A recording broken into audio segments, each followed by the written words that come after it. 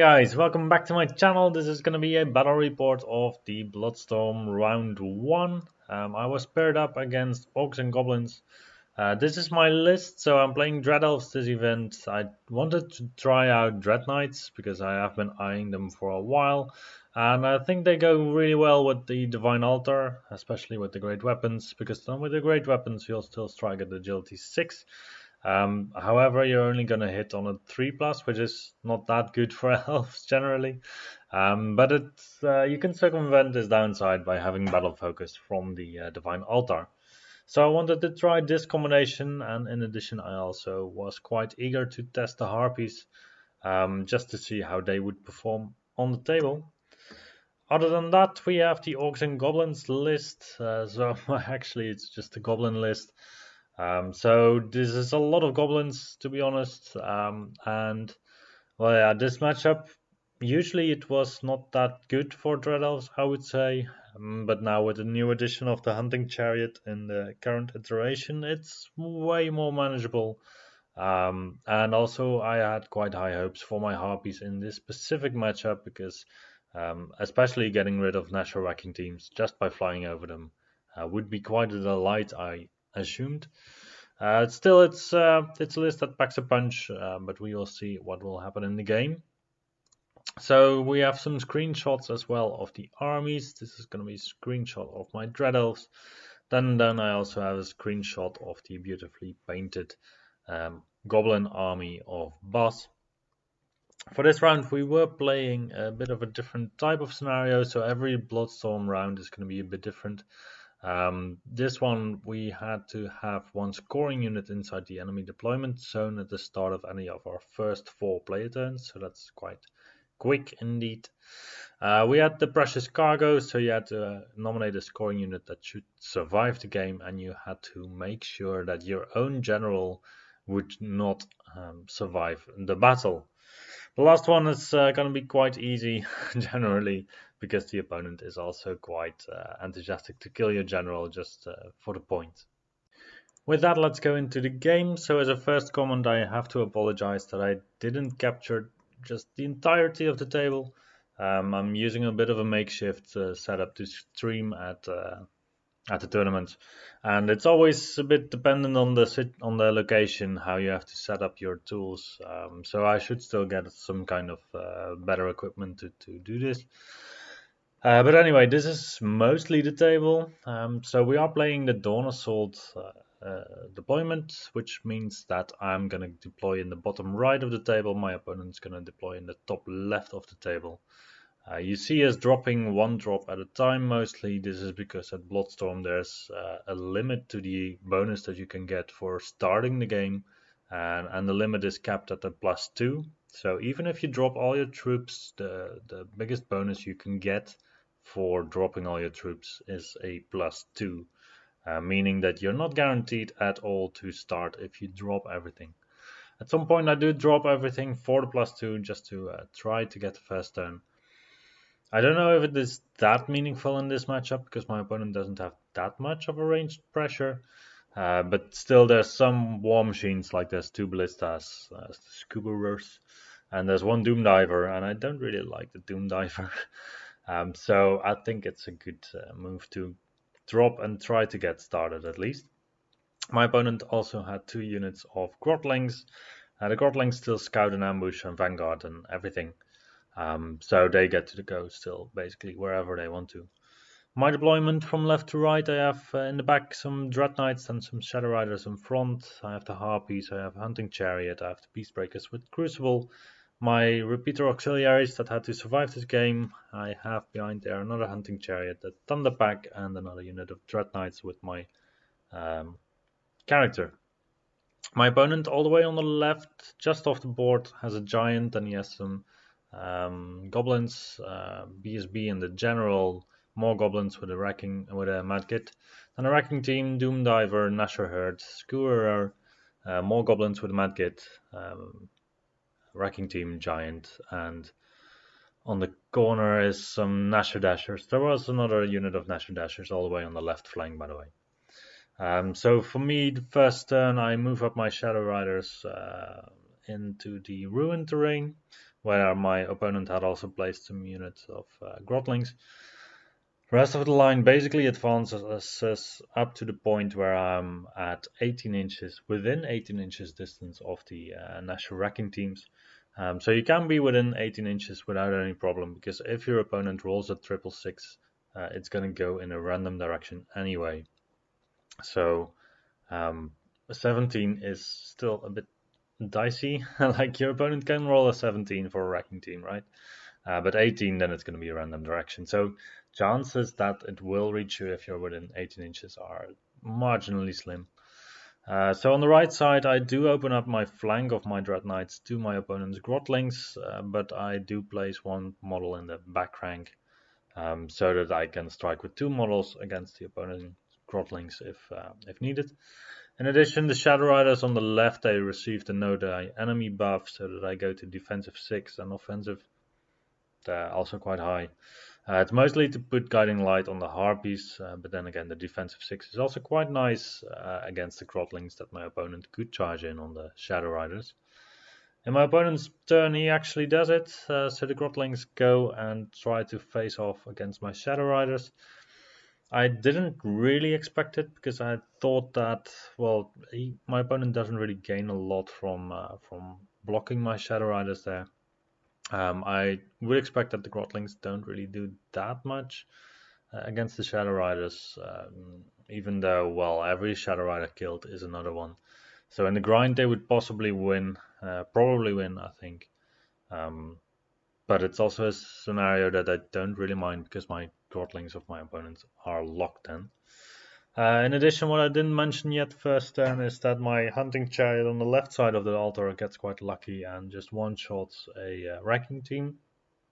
So needing 4+ to hit, 2+ to wound, I do the 3 wounds with the 3 shots that I have. So I was quite lucky there. On the other side, the other wrecking team, I managed to do 1 wound on it with my hunting chariot. And that's going to be it. So my opponent, he advances a little bit. He is a bit cautious with the Nashers, because, well, the Nashers, they don't really want to receive a charge, because then I would be charging or attacking first. And then otherwise, well, the Grotlings lock my stuff in place. The wrecking team is coming forward. I have no intentions of charging the wrecking team, and it's also quite advantageous to me that I don't have to take any frenzy checks for this model. Yeah, otherwise it's basically just a general advance on my opponent's line. Cautious advance, but a general advance. Shooting doesn't really do a lot, so my opponent's Courers, I believe, they did 1 wound to a hunting chariot, or it was the Doom Diver. I think it's still called the Doom Diver, right? That did some wounds to the chariot. So that's the hunting chariot next to the Thunder Pack. It got 1 wound from some kind of source.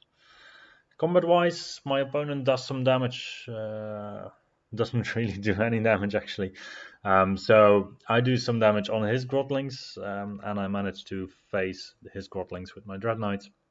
I don't take any wounds anywhere, and then we basically go to my turn.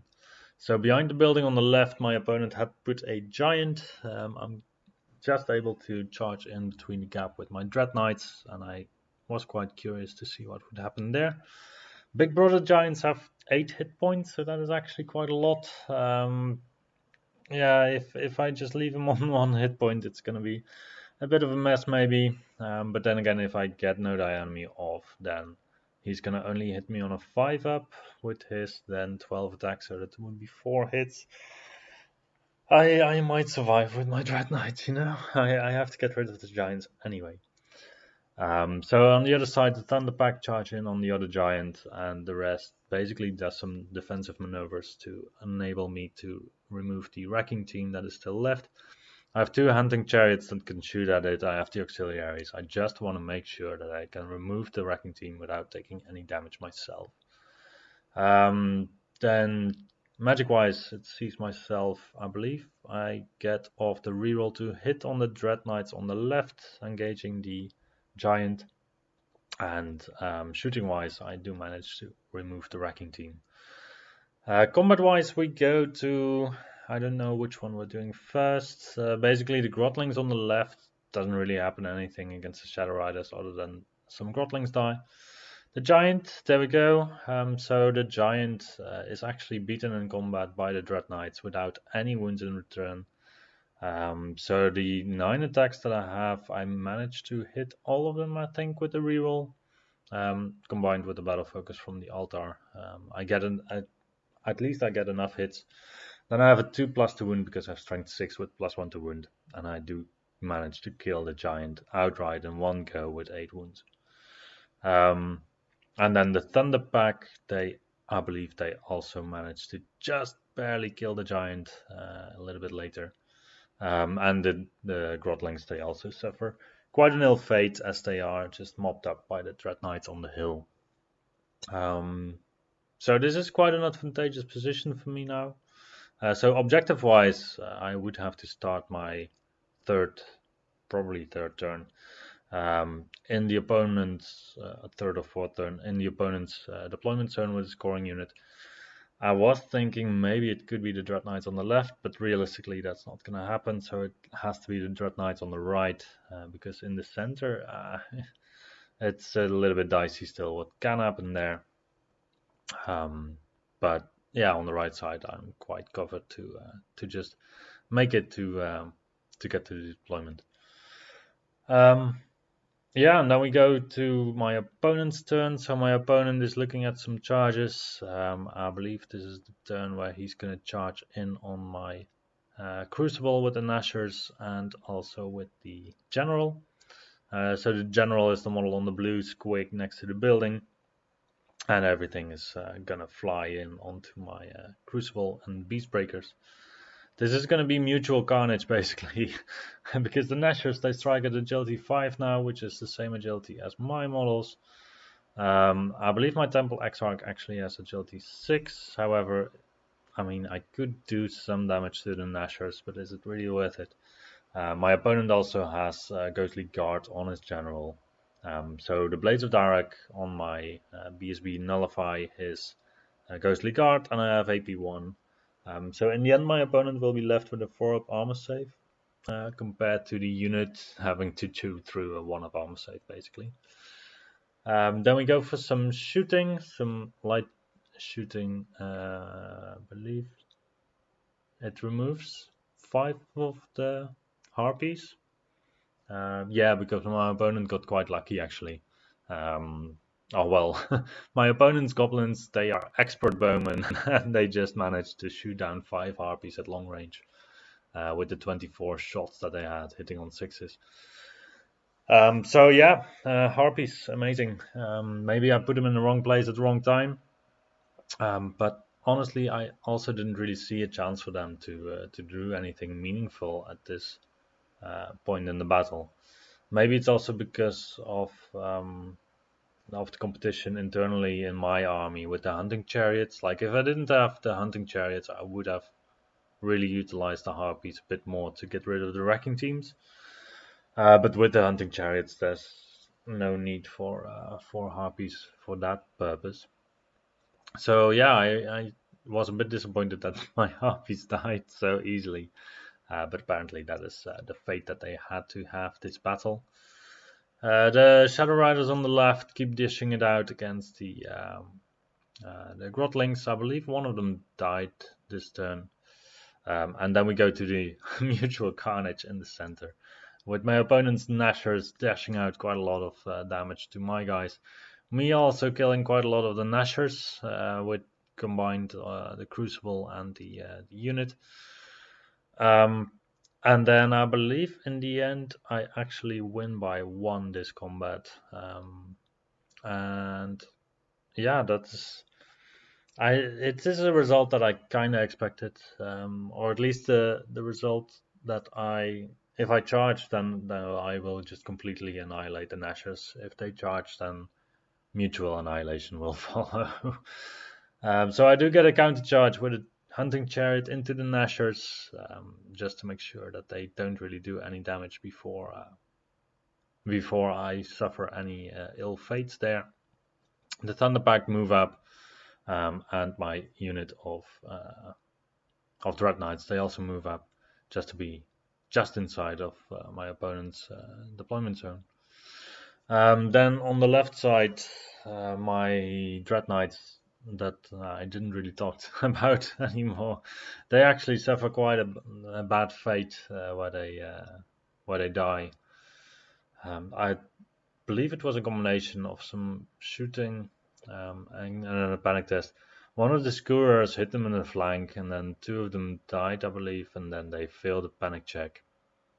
They had to run through some enemy models. Basically, they never returned to the table again after one Scourer shot. So that is the risk that you have playing Dread Knights. Yeah, I don't know about Dread Knights.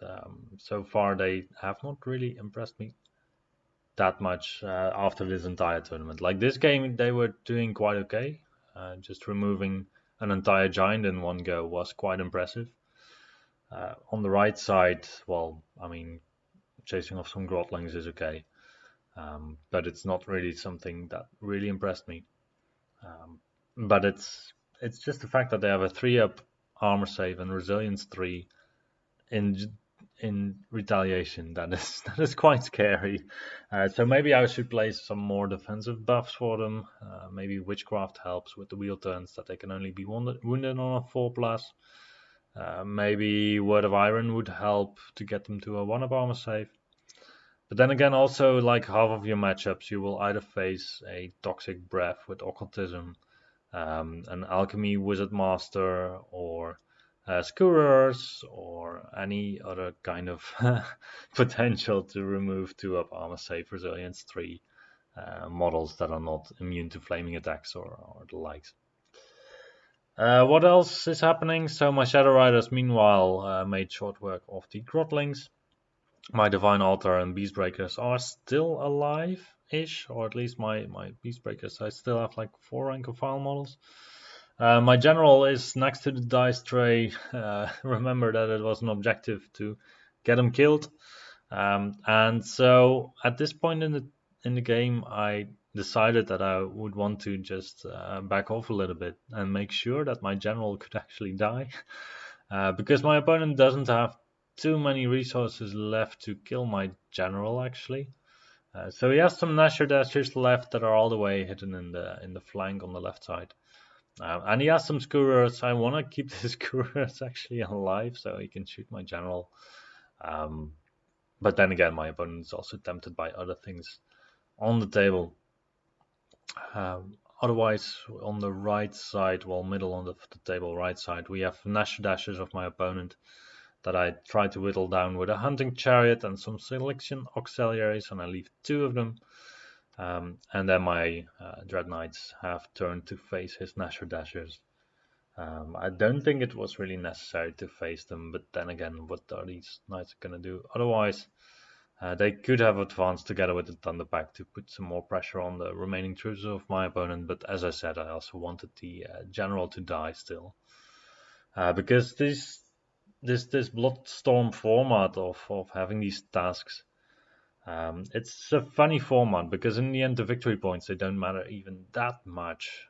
It's mostly the tasks that you have to focus on, which each task completed giving you either 1 or 2 points, full points for the battle. Whilst if you go up to 1500 point difference, I believe, you're going to get a 3-2 out of your battle. And if you go up to 2.5k difference or 3k difference, you're going to have a 4-1 score. So completing a task is much more meaningful than really completely annihilating your opponent. So the Nasher Dashers, they go into combat with my Dread Knights, and the impact hits already do 2 wounds. Yeah, so even just impact hits, they are also really gruesome for Dread Knights. As you can tell probably by now, I'm not really convinced by Dread Knights. My Raptor character, sorry, he goes into the Goblins, and my opponent has a countercharge ready with the Nasher Dashers. So I'm just trying to motivate him to charge into my General. trying to keep all kinds of other stuff out of line of sight, out of range, just giving my opponent one option to charge my general. There's also no downside for my opponent to charging the general, provided that, well, we both want the general basically to die. It's victory points for him, it's objective points for me, so what's not to like basically. I could have gone full for the win and then also gotten my points in that way, I think. Then again, it's also more enjoyable for my opponent to just play a game where we both still have some activity to do until the last rounds of the game. And yeah, I really don't want to sound cocky or anything, but there's two ways of continuing the game after the first couple of turns that were quite devastating for my opponent, I feel. Just losing the wrecking teams already in the first two turns, losing the two giants in the first two turns, that is quite detrimental to his overall game plan. So playing the battle out in this way, I think, was a better way to do it. So my opponent is not scared at all of my troops. He's charging in on my Crucible with his goblins, and he's charging in on my general with his Nasher Dasher unit. And then, well, for the rest, basically, we're gonna roll some dice, do some combats, and he's gonna indeed kill off my general. This was still quite exciting because, well, the impact hits of the Nasher Dashers, they did like 4 wounds. I had a 5-up save left, and actually managed to do 3 of the 4 saves, so I only took 1 wound. Then with the attacks, he did the same, 4 more wounds, and I also managed to save 3 of those. Magically. I don't know how that happened, but in the end my general was still alive, just on 1 wound, and yeah, my opponent had to break my general in order to chase him away, and he actually did catch him, so that was good on both of our behalves. And then afterwards we still, I think we had like 2 turns left, or 1 turn or 2 turns left. So the Thunder Pack, they decided that it had been enough, and they charged in to mop up. I believe they mopped up both the Doom Diver in the end and the Nasher Dashers. My Shadow Riders on the left were dashing it out with the Scourer. My opponent's BSB was still looking on, and I couldn't really get him. I tried as a last resort to just maybe shoot him down in one go with my Hunting Chariot, but I didn't really manage. So the Night Goblins that were in combat with my Crucible and the Crossbowmen by now, they also met their demise in the end. Dread Knights on the right were just chilling out. And we ended the game with a score of 8-5, I believe. So my opponent still had quite a high score, despite being the person who lost the most in this game. That's also because he completed, I believe he completed 2 objectives, if I'm right. So he completed the objective to have his general killed. The scoring unit he didn't manage, and the unit that had to survive he also didn't manage. So I don't exactly remember how we got to the 8-5 score, but it could also have been an 8-4. So that was going to be the game. Yeah, I hope you enjoyed the video, and I will see you for the next one.